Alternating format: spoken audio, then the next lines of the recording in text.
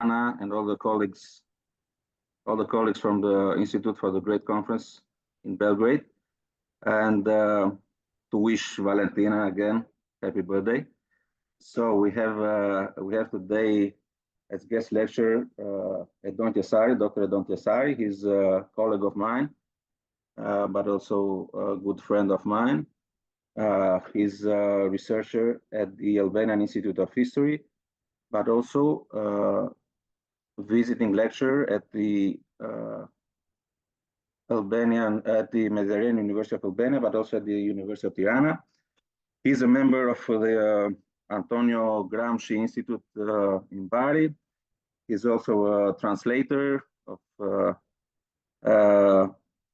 poetry from Italian and from English into Albanian. So he is into a lot of things, but he has sent a very short bio. That's why I said all these things, because I told him to send a short bio, and he meant business. I mean, he sent the shortest bio ever. So I wanted to say all these things about Edon. His lecture today will be about nationalism and historiography, the Albanian case. So without further ado, I'd like to pass the floor to Edon, and then for 40 or 45 minutes, and then we can all have a discussion, hopefully. Edon, the floor is yours. Well, thank you, my dear friend and colleague. Hi to everyone. Apart from the pleasure, and I'm mostly sincere, this is a real honor for me to be here. And I know that I have plenty of time. Anyway, I won't abuse with your passions, but I will go strictly to the main subject of this, I would call it a lecture. And well, as I've said in the first statement, the one that maybe every one of us has already read, I will talk a little more about the Albanian case for what pertains nationalism and historiography. And as I've said, the grand narrative of the Albanian historiography, the recent Albanian historiography, but it will be the same even for the earlier Albanian historiography, at least for earlier, I mean the pre-1990s, before the collapse of the socialist regime in Albania. The grand narrative has followed a typical evolutionist pattern, I would say. It is a storyline which traces history backward, embodying all the features of continuity and establishing an essentialist view of concepts like the nations. From primitive Illyrian tribes to medieval agricultural principalities, and finally to the modern era state-nation, in all these subjects, the Albanian historiography, the current Albanian historiography, has primarily focused on identifying the unchangeable essence amidst a world of distinguishable and changing events. So the main problem is to find the unchangeable between the changeables in plural. And to illustrate this, let's consider the influence of Anthony Giddens, for example, elementary distinction. Giddens differentiates modern society, dominated, of course, by nation states, from pre-modern societies. Modern societies are characterized by a unity which is absent in pre-modern eras. Albanian historiography strives to find this same unitary principle, whether defined by a national consciousness of ethnic identity or defined within the pre-modern collectivity. However, the pre-modern era lacks the sense of unity typical of modern times, presenting a historical challenge for historians. So, nationalist historiography in Albania seeks to appropriate these two qualities from the past: continuity as a historical subject, and unity in place. This pursuit reflects, a common nationalist obsession with historiography that has persisted in the 19th century in all Europe, but most of all in Eastern Europe. It is a shared sentiment toward the ancient, where what is old and possibly older than what is known is considered inherently good. In this view, the older is superior to the less old, not to mention the new. Consequently, every nationalistic historiographical tradition in Albania views its own nationhood as the oldest compared to the others, fostering, a sense of superiority and, of course, uniqueness. Now, this vision of history as a continuity and of the historical subject as unity, this is a grand and coherent narrative speaking and writing, seeing the ethnogenesis of the nation as central. This is consistent with major developments, as I said before, in contemporary Eastern and mostly Southeastern European historiography. Let's say, to adapt to these competitive circumstances, Albanian historiography has chosen to endorse ethnic nationalism over civic nationalism. This choice aligns with broader regional trends where ethnic identity is emphasized over civic identity, reflecting historical and cultural contexts. So it is really evident that Albanian historical writing favors the ethnic view of nationhood. This approach sees national identity as deeply rooted in a unitary and long-standing ethnic identity, similar to the German model of nationalism. This correspondence, it is not without reason, because many founders of the historiographical Albanian school during the socialist era were educated in Germany. They were German educated, and bringing these influences into their own work. Additionally, what I should say is that this approach emphasizes an uncompromisable feature of the nation. And this is a notion of fatalism.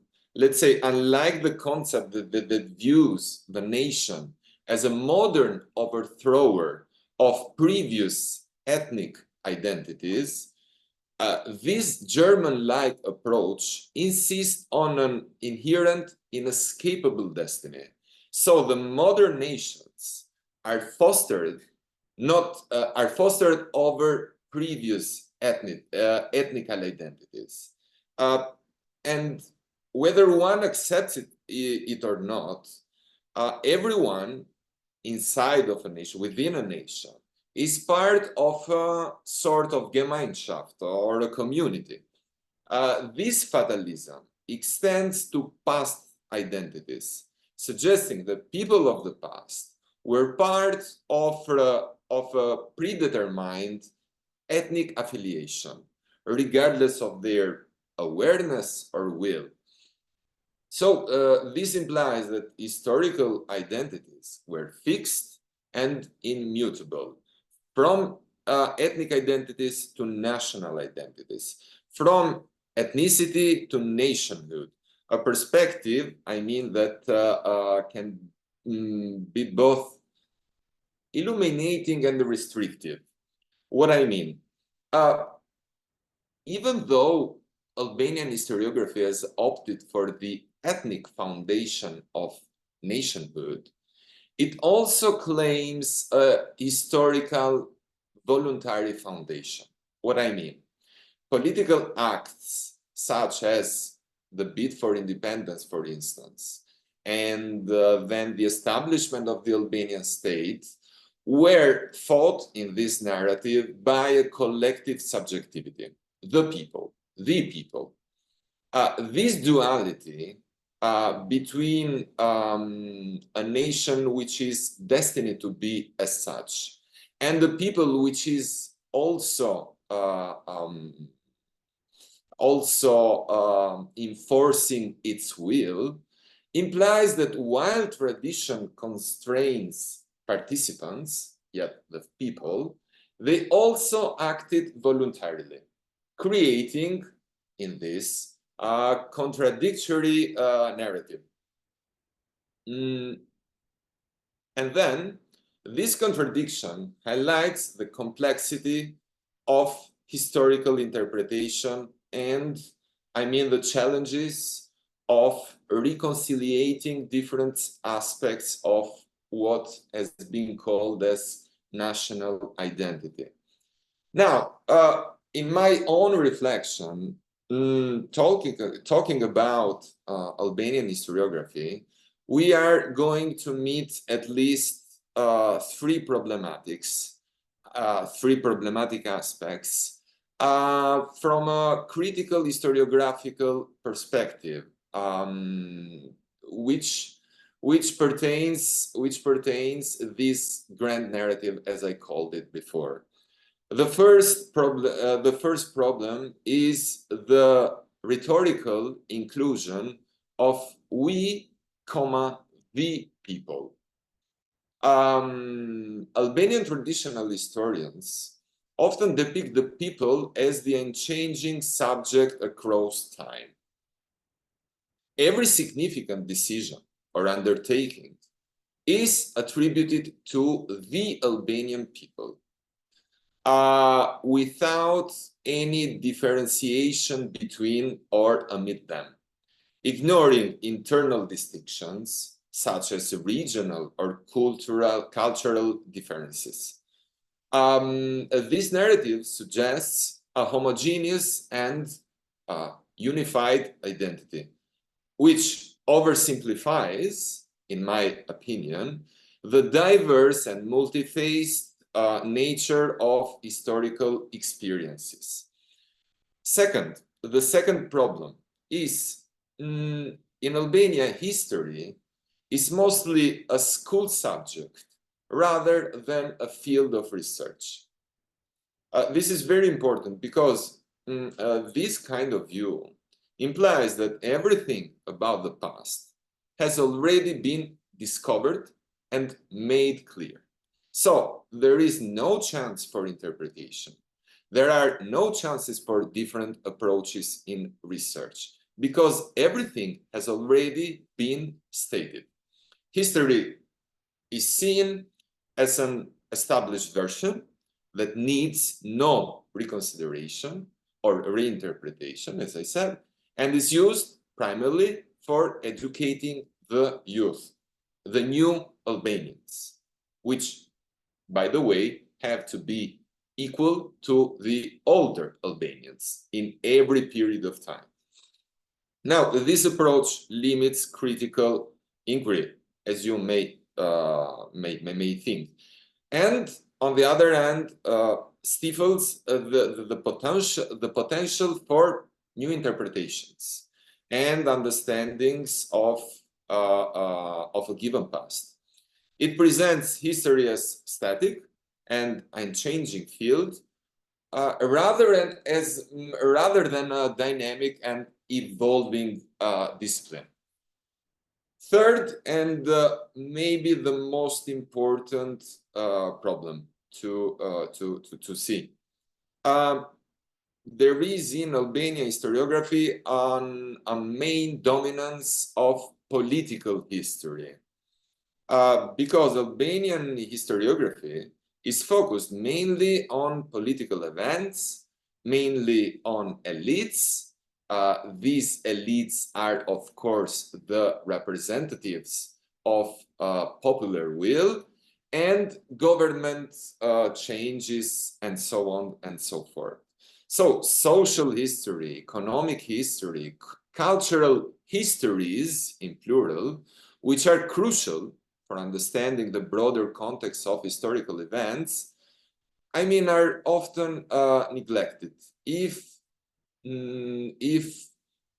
absent at all.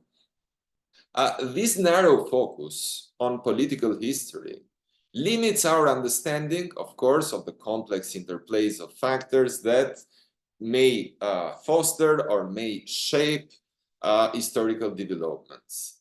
It also overlooks the experiences and contributions of ordinary people, of women, of marginalized groups, providing as such an incomplete picture or a totally incomplete gray picture of the past. But of course, there are exceptions. You may not know them. I would only mention two scholars like Elidor Mehili or Artan Hoxha that have chosen to go beyond and sometimes against official versions, at least methodologically. These scholars, this is very interesting point, these scholars often write in English rather than in Albanian, raising questions about the reason behind their choice. One reason, in my opinion, might be the desire to engage with new international debates that differ significantly from long-standing questions in Albanian history. These new debates, these international debates or questions raised on an international historiographical arena often focus on broader themes such as globalization, transnationalism, and the interactions between local and global histories, offering fresh experiences, perspective on national narratives.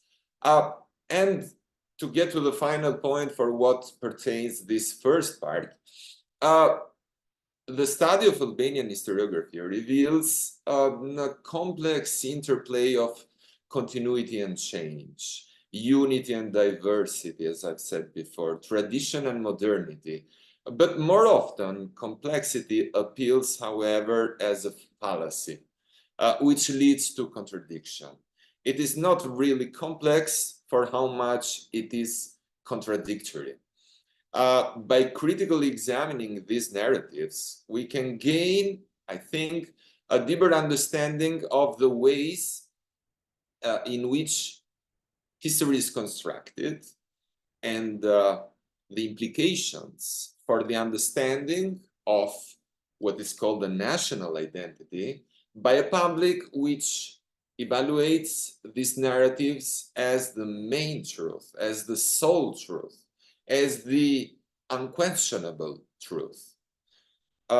This is why, in my opinion, it is crucial to continue questioning and revising the historical narratives to reflect the diverse and dynamic, of course, nature of the past, while fostering a more inclusive and comprehensive, if I mean, understanding of history.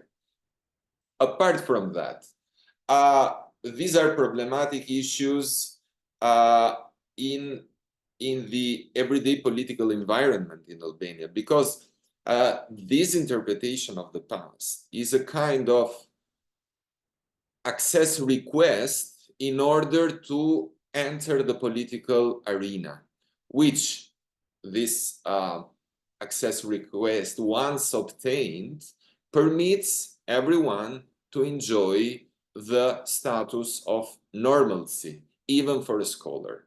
But which are the solutions? And now, I don't know, I have no solutions, I must confess, but somehow I can tell you how I've managed to tergiversate some dogmas.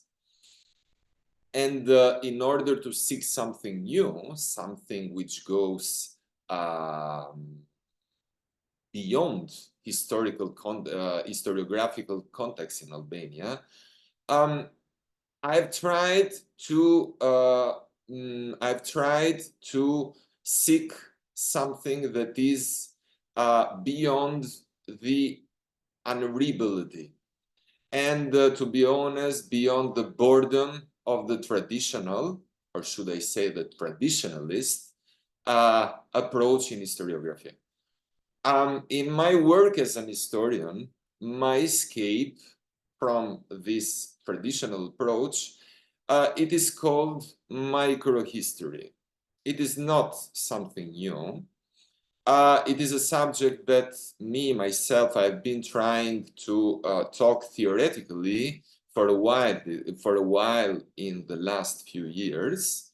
But nevertheless, I will not take for granted that everyone who is listening here knows perfectly well what I'm talking about. What is microhistory?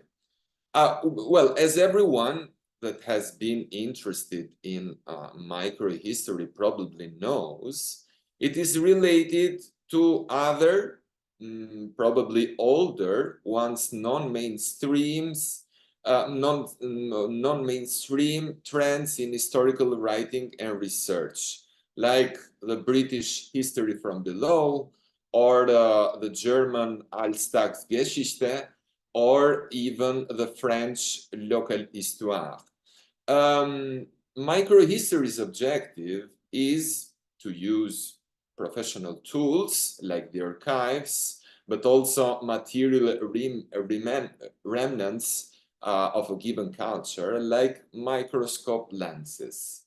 By doing so, this branch of historical research is focused mostly on single units. I mean, a single community, a single city, a single hamlet, or a single village, but also a single person, often an anonymous, which was not a protagonist of great events and developments, but was a witness, even if this person or this anonymous was unconscious. So the keywords of microhistory in this sense are microscope, reduction of the scale of research down to a single unit of an entire whole, with respect for what pertains time and clearly space, of course. But most of all, the keyword of microhistory is variety. Variety which goes against the other keywords of traditional historiography, which are, as I've said before, unity and continuity. Variety of elements to look on, which means social and cultural variety of subjects to engage with during the research, and a variety of interpretations to derive from them. Now, microhistory has been defined and later partially theorized, although we don't have an orthodox corpus of rules on microhistory, as the result of the dissatisfaction to work macroscopic, unitary, and quantitative models. It is clearly something which goes against current global trends, for instance, since today the situation appears a little bit reversed, and not only in the Albanian historiography, but beyond. Today we have this necessity to extend the scrutiny and also the need to understand complex relations, which would help us to attain a larger picture over experiences and repercussions. This seems to downgrade the utility of microhistory in current times. But this is not the specific case for what pertains the Albanian historiography. Although it appears that every development from the global to the local returns from the local to the global in the meantime today. Once a very famous French historian, François Furet, suggested that the only means by which one can oppose the paradigmatic model of modernization is, and modernization, hence globalization, is by studying ethnology, hence the local, the particular, especially where modernization has failed. Of course, microhistory is in the same time local history, especially when we are dealing with communities or stories that seems to be external of the urban, of the industrial touch. So in a way, we can oppose to history with the capital H, the stories or the histories with the non-capital H or S. So that are,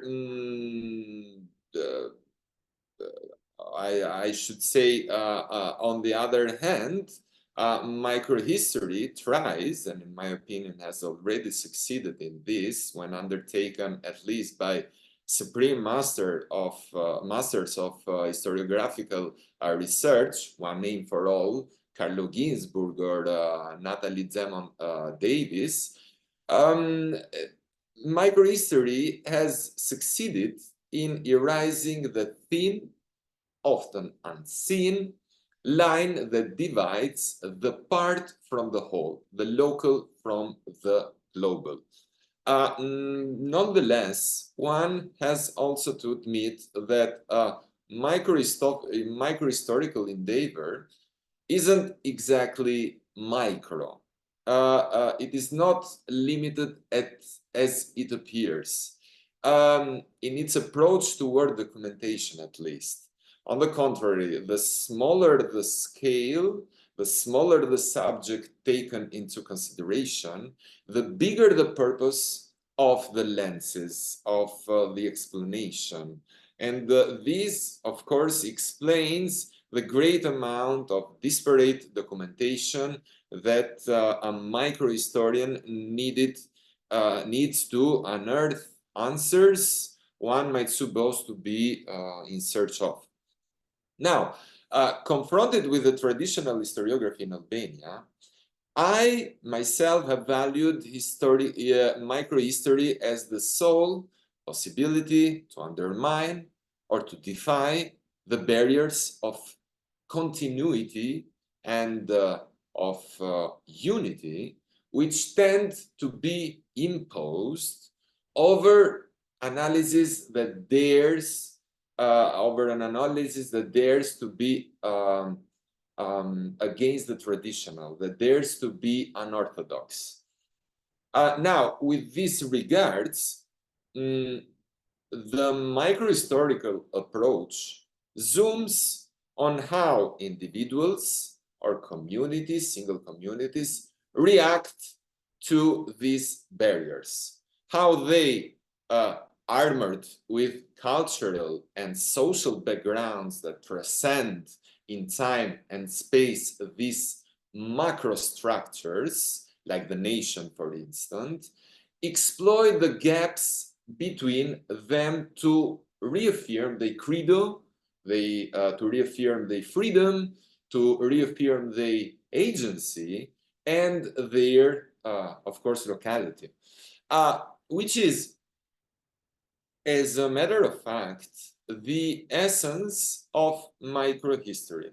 Indeed, avoid generalizations and deterministic schemes, the fatalism that I've talked before, like those of the nationalism theories or totalitarianism theories, which are still very dominant in Southeastern European historiography today, by resisting plurality and diversity. So avoid generalization and resistance to plurality and diversity. In this sense, the concern of microhistorical approach is not only how local folks go beyond, transgress, oppose, or even rebel against macro waves of industrialization or nationally designed states, but also how they believed in them, endorsed them, and tried to transform themselves confronting to them. How they tried or how they succeed to become from a multitude to people, from a multitude, from an ethnic multitude to a national multitude.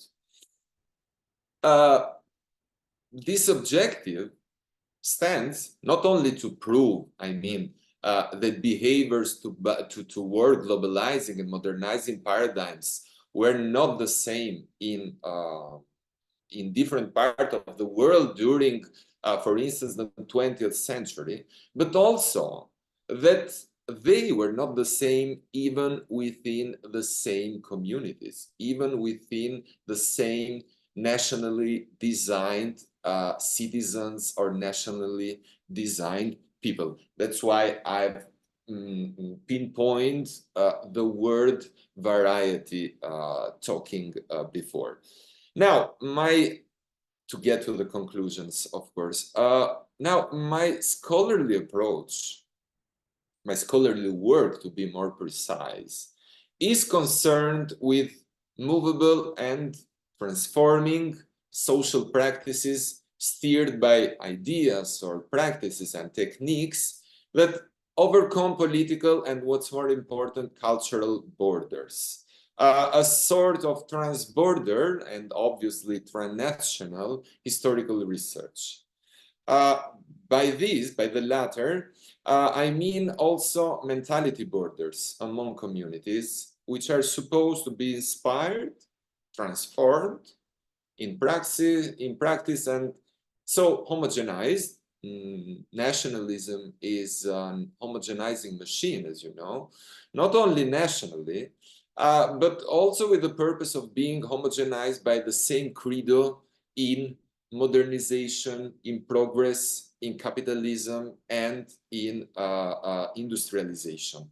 Or today, if we are talking currently, in post-industrialization. In doing so, I, as a scholar, consider the natural resources, like, for instance, petroleum, these natural resources have been extremely critical. Most pre-national peripheral communities have been affected actually by modernizing ideas and progressive agendas, in assuming that they had to leave behind backwardness. They had to leave behind the Ottoman heritage and adapt themselves to new political realities. Now, these new, to be realized realities were the Western-inspired state nations, and their development presupposed their economic advancement. They're running with the same pace as their models in the West. This ambition included also the transformation of all considerations regarding nature, regarding science, regarding land, regarding relations with land, which was before the only decisive, surely the most important, economic factor of peasant communities. Now, my concern is with this transformation from peasants to citizens, regarding, of course, the exploitation of natural resources. Once the model of development became the city, the urban area, a certain way of life had to be educated and inculcated, of course. Also, a new relation with the land was imposed, a new sense of property, of what was not only on the land, but also underneath the land, which had not anymore to do with agricultural practices or agricultural production and old style relation of extraction, but turned out to be very important for for the industrial future of a community, for the industrial future of a place in which this community pretended to be realizing the new self. Now, I am concerned with oil, as I said before, with petroleum, or to be more precise, I'm concerned with the vision of how petroleum would shape the new lifestyle of these not yet urban communities have for themselves or mirror to themselves, while they were supposing to abandon their Ottoman traditional pre-national past. This kind of design, this kind of let's say modernity, which was also an hedonistic temptation, I mean, over these communities. It was a great promise by every great ideology imported in these areas in the Balkans, I mean, during the 20th century. This was a design done by the American multinationals in the interwar years. Was done by Italian fascism when Albania got its place in Rome's overseas empire, and finally was enrolled by communist authorities in Albania, also exploiting plans of oil extraction, of oil refineries, and of oil cities already conceptualized by fascist authorities in the 30s or in the 40s.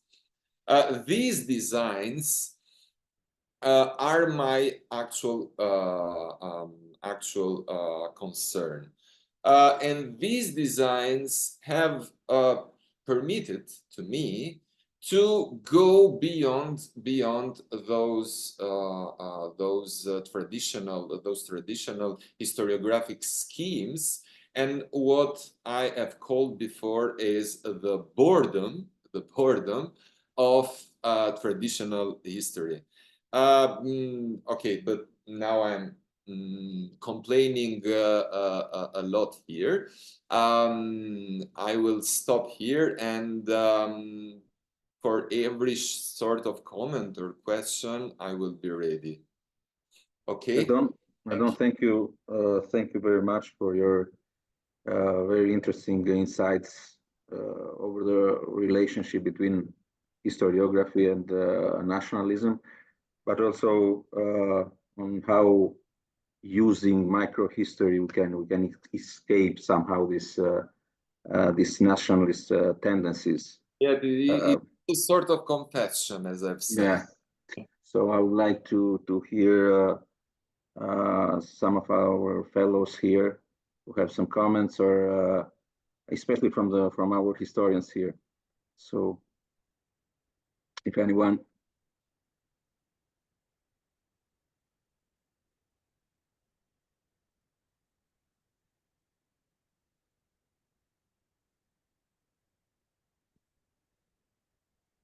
I don't see hands, but Okay, Sasha. Either Sasha. I was very very good a good lecturer, or I was the very bad. I mean, Now we have Sasha here. Sasha. Yeah, thank you so much for the lecture, Edon. And yeah, I I do share concern with you in terms of how historiography is developing, or actually pushes against the development within Albania. But I have two questions. One is related to your suggestion of microhistories being some sort of an alternative through which this dominance of traditional historiography in Albania could be subverted. I'm interested to hear a little bit more about this part-whole relationship within the microhistories. If you can elaborate, and I think you were on a trace of it during your lecture. And the second question is, because this is a dominance of historiography, I'm wondering whether the oral histories would also help to kind of push against this hegemony. So those are my two questions. Thank you again. thank you. Am I to wait for the next question, or No, you can answer. You can answer now. Then we. First of all, the alternative between microhistory and macro history, or the macro schemes, or what it is called today as system, great system history or global history. Well, first of all, let me say that I don't see a contradiction between them. For me, are two ways which are complementary. Of course, what gives the appearance of a contradiction are the uses of the sources. Now, when one is engaged with microhistory, of course, it is engaged very much so with sources that are, first of all, probably local and probably non-political. So are sources which don't correspond exactly to the traditionalist sources like central archives or something like that. There is a slight preference for the private archives because they point out the anonymity of different of this small scale, as I said before, and in a way, it can contribute to establish a sort of equilibrium between these two nominal subjects, the part and the whole. Now, for instance, the traditional historiographic school in Albania, it is mostly concerned with the fate of the people, of course, fate of the Albanians. But this fate of the Albanians is derived from the actions of mainly the elites. I'm talking about generals, kings, prime ministers, etc., etc. What one has not under his view, at least the reader, is what does happen in the villages, what does happen in the outside of these rooms of decision. For instance, the process, the political process of the Albanian independence was mainly a very very restricted process, discussed, decided, and concluded between a few number of coursemen, a few number of personalities. At the time, Albania was, for more than 90%, a peasant community. A peasant community which was probably outside of every kind of decision.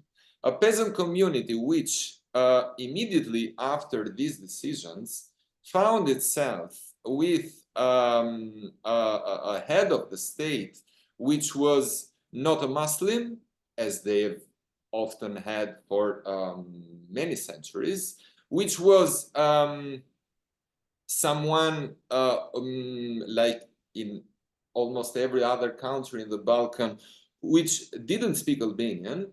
And in this sense, it was a total breakup with everything these communities have been raised with. Now, this is the part. This is the part. And if we talk in a quantitative sense, this is the major part. This is the bulk.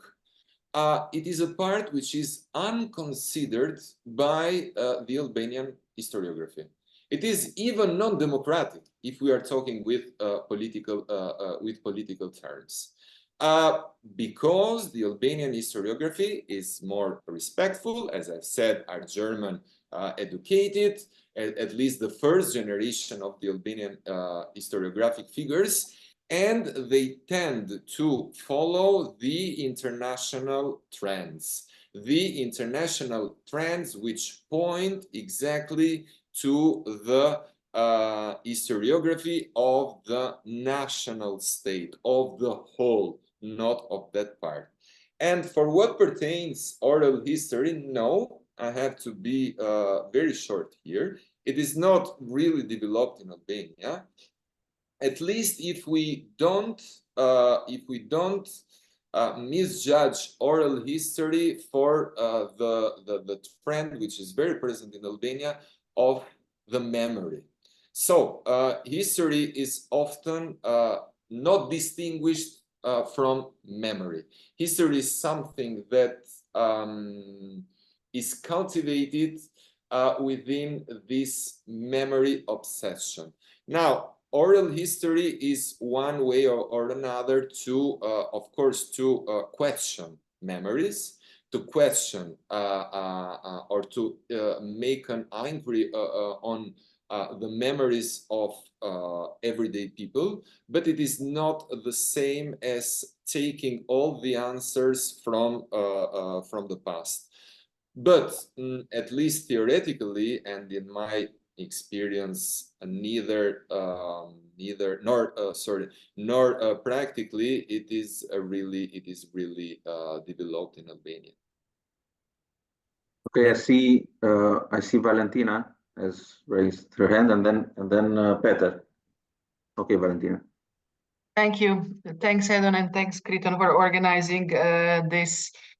Nice to meet you, Edon. I'm from Croatia, and what you are talking about resonates very much with me, because I'm not a historian, but what I'm doing, I am kind of writing a microhistory of two communities in former Yugoslavia, in Croatia and Bosnia and Herzegovina, which resisted ethnic divisions during the war. So they're basically very much challenging the dominant narrative about the war as being an ethnic war and as being fought along ethnic lines. So they are, as you, I mean, say, they're challenging and transforming our many of the views on what actually happened there. So what I have two questions for you. First of all is, how do you make then your research on microhistory matter? How do you make it actionable? I mean, what are you trying to achieve with it? And do you have any ways you are using it? And I'm asking on purpose because that's my struggle as well. And then the second question, what you say resonates a lot on the history textbooks and on the history education. So once again, I mean, we also have the 1,000 years dream of the Croatian nation and all this stuff. What seems to be different is that our textbooks change with the political systems. So the allies become the enemies become the allies.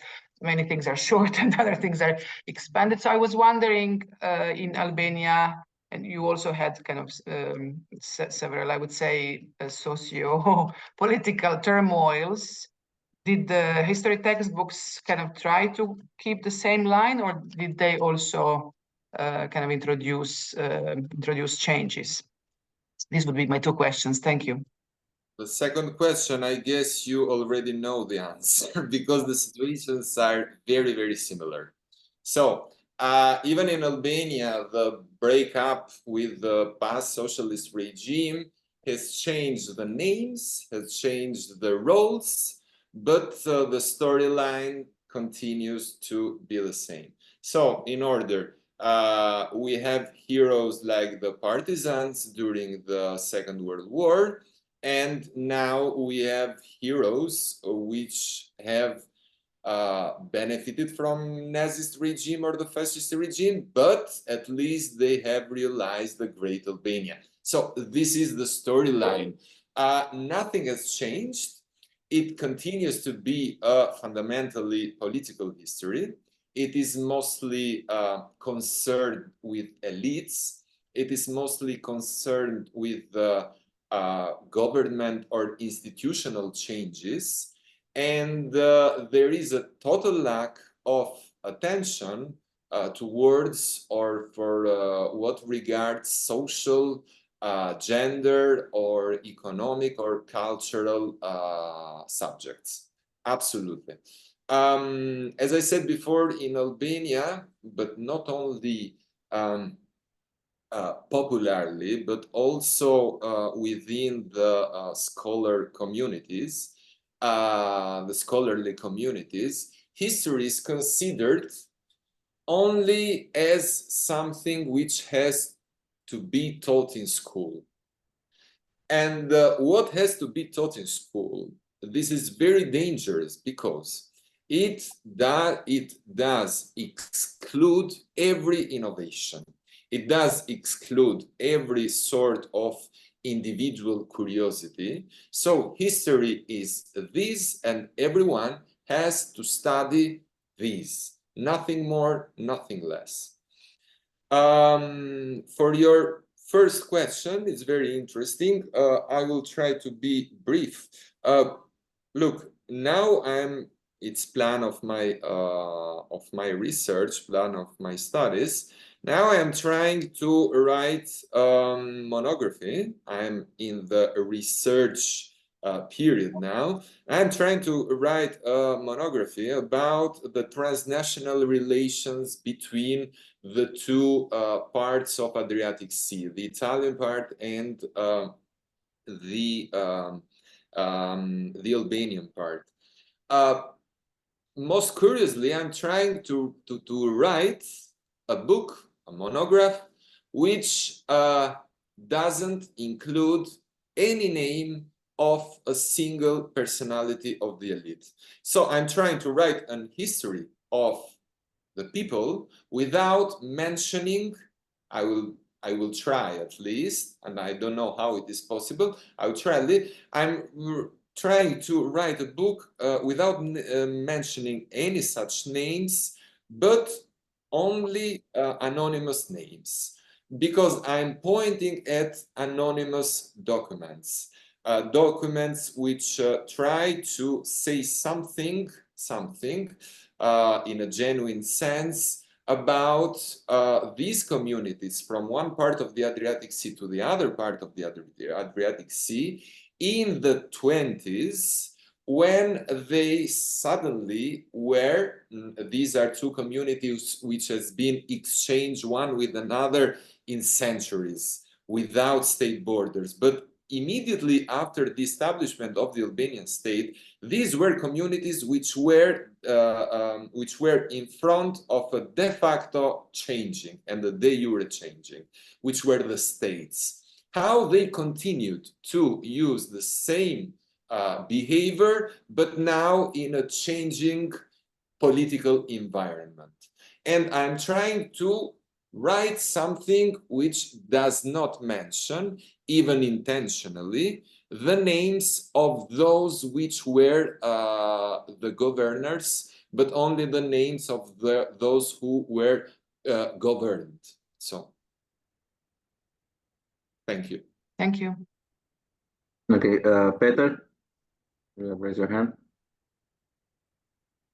Yes, thanks a lot for the presentation, and I have to give a disclaimer. I really enjoyed it, although I don't know that much about Albanian history, and neither I'm a historian, so maybe my question would be not that relevant, but something that interests me. So I'm just wondering the broader social context of Albanian history writing, how much, because we read a lot about how history writing in Serbia, for example, got entrapped by this nationalist narratives without any social demand for a non-national history. And of course, I mean, histories might be always nationalistic to a certain extent, but I'm just wondering how much there is a genuine demand in some segments, at least, of the Albanian society to have a non-nationalist version of history writing. In Hungary, for example, these days,